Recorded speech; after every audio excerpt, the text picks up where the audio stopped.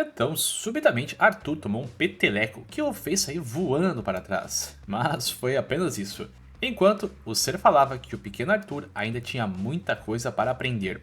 E também estava do lado dele, não era para se preocupar ou temê-la. Se levantou e foi até o outro lado da caverna, onde haviam várias frutas que brilhavam. Catou algumas em sua mão e logo entregou para Arthur, informando que ele precisava comer para ficar mais forte e recuperar o corpo machucado da queda do precipício. Ela pediu para não continuar se mexendo, teve muita sorte de ter sobrevivido a essa queda. E ainda avisou que se não começasse a comer logo, ela não vai dar resposta nenhuma. Com isso, Arthur começou a mastigar rapidamente todas as frutas, simplesmente mandando para dentro. E logo ele perguntou se ela sabia se o seu pai e mãe estavam bem. E a criatura mencionou que não podia sair deste lugar, mas que conseguia ver em distâncias bem longas. Até mesmo abriu um pequeno portal e mostrou que a família dele conseguiu derrotar aqueles meliantes e assim continuar a viagem há alguns dias atrás. Arthur ficou bem contente com essa informação de que eles estavam vivos e bens. Então perguntou qual que era o nome deste ser, e ela respondeu que era Sylvia, e por isso ele agradeceu. Diversos dias, até mesmo semanas, se passaram. Seus ferimentos já tinham sarado, e agora queria retornar para casa. Mas parece que isso não iria acontecer tão cedo assim. De acordo com Sylvia, eles estavam em uma floresta afastada, chamada de Elshire. Era um lugar selvagem, cheio de bandidos junto de bestas de mana. Porém, ela tinha uma maneira de contornar tudo isso. Ela poderia criar uma brecha no espaço, mas iria levar um tempo para acumular este poder. E enquanto aguardavam, Arthur sempre treinava, mantendo seu corpo ocupado e gastando energia. Sylvia nunca falou de si mesma, mesmo com esta aparência monstruosa, Arthur se acostumou. E até mesmo se perguntava do porquê ela estava escondida neste lugar, se por acaso tinha batalhado com algum outro ser antes de chegar ali. Mas diferente da sua aparência, ela era muito calorosa e gentil. Em um dos momentos que Arthur parou para meditar e reunir mais mana, Sylvia ficou de certa forma impressionada que uma criança como ele já tinha um núcleo formado.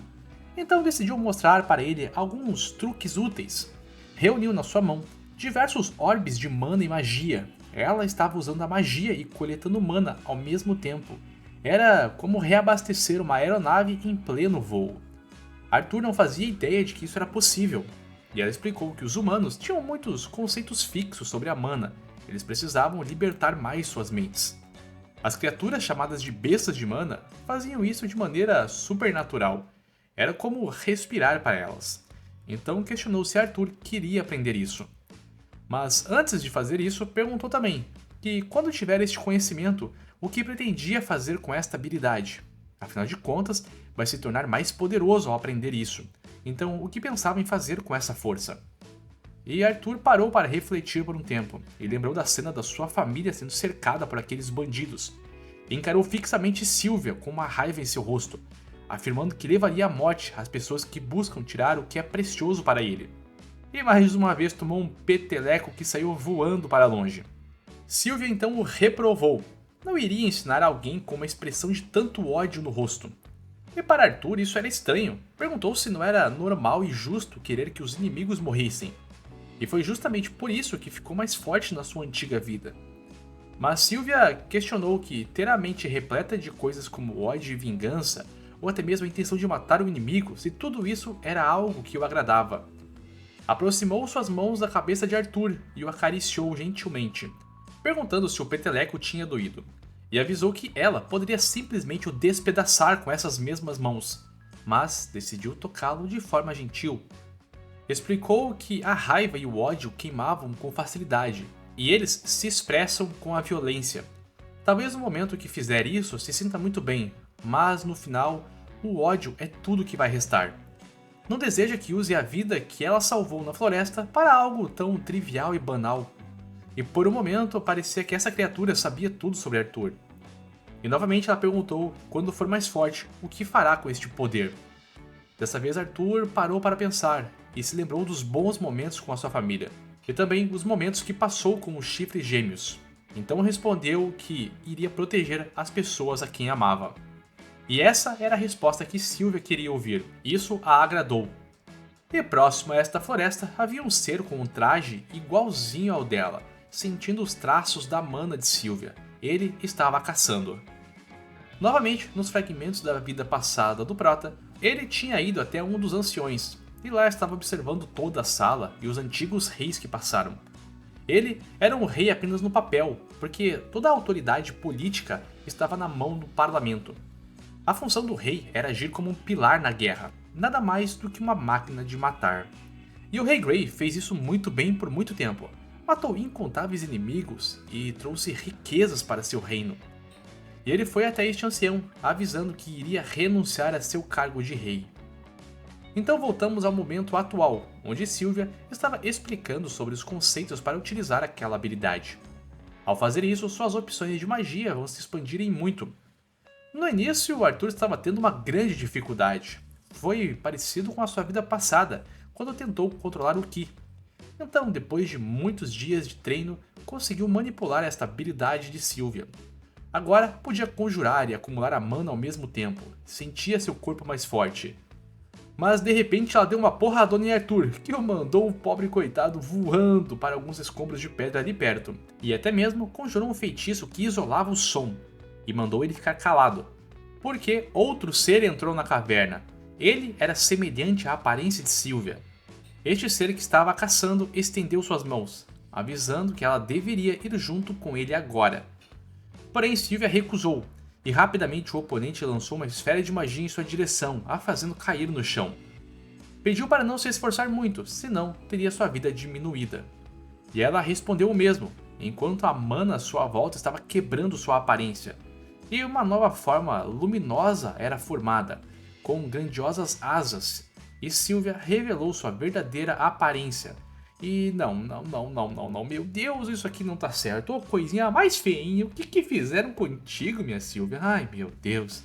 Enfim, nosso foco não é criticar, eu vou fazer isso em outro vídeo, mas vamos continuar aqui.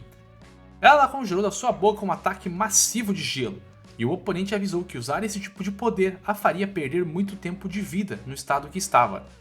Mesmo com este poder repelindo o inimigo, diversos orbes negros de poder surgiram ao redor dele, e então enviou tudo isso em direção de Sylvia. E ela foi completamente acertada pelos golpes, mas parecia estar completamente bem, sem nenhum tipo de arranhão.